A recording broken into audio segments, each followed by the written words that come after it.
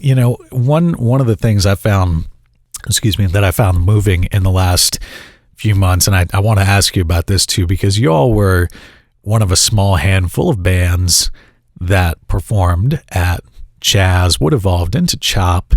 Martial Law Band is another one I can think of. Shout out to, Evan, Matt, Ferry, Vaughn, Mother, everybody, Marshall, everybody involved with that movement.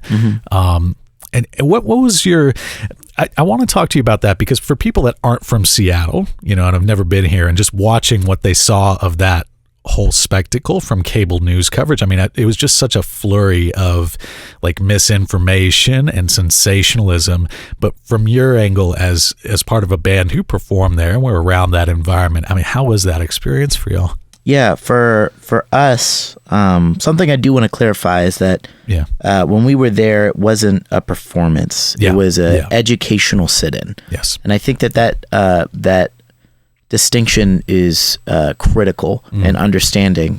We were there, we put on this protest called This Ain't a Picnic, which was entirely organized by BIPOC folks, entirely spoken by BIPOC folks, entirely played and performed by BIPOC artists. And the purpose of it came out of necessity. We, especially being somebody that was on the ground over there at CHOP and saw what was going on and experiencing things in live time, it was, we recognized that there was this thing going on where people were missing the point on both ends of the spectrum. You had people on the national scale, like fucking Fox News, or any of these other large media outlets that were, disconnected from what was really going on the ground.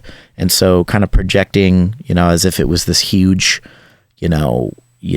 terror war zone struck in, Fox News was, photoshopping photos of people with guns in places and things like that. That's documented facts. Exactly. Yes.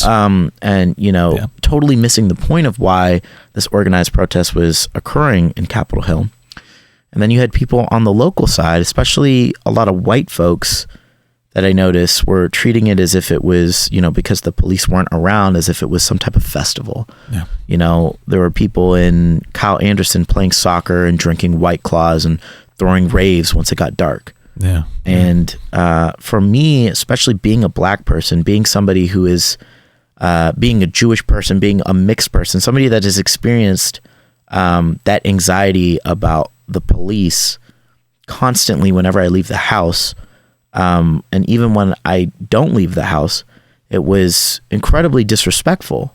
And it was also something that we recognized that a lot of other BIPOC folks in the arts community and in the activism community were experiencing as well. And so we worked together with King Youngblood leading it, but to have this educational sit-in to remind people like, hey, the work isn't done. Like CHOP was never the goal, and it's not the point. The point is what we're talking about here and why we put this together. The point is to get to a place where the police no longer just have a free ticket to continue murdering people like me. Yeah. It was to get to a point where Jenny Durkin is held responsible for tear gassing peaceful protesters. Absolutely. It's to get to a point where indigenous folks are not just used for diversity credit in photos with the city of Seattle. Yeah. It's all of these different things that Black and brown folks are experiencing and requiring the change and holding people accountable to creating that change. Not a show, not preaching, love and peace and all this other bullshit. Because that's not what creates true freedom. It's not what creates that actual breath of fresh air for Black and brown folks. Yeah. I don't give a fuck if you are like, hey, like, I just want you to know that I see you or anything like that. Or, I put a Black Lives Matter, sign in my front yard. I could care less.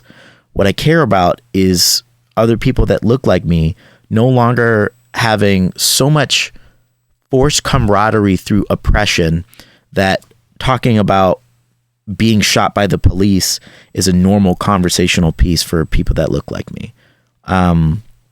So we put on that protest in CHOP, and it was very fascinating because it was also my first time experiencing, what the tactics were of the police with trying to disorganize things like that. There is It's such a complicated thing that happened there. But for us, it was definitely recognizing that folks are missing the point of this on both ends of the spectrum, and it is up to the people that really know what's going on and really experiencing it to say something, and say something very fucking loud.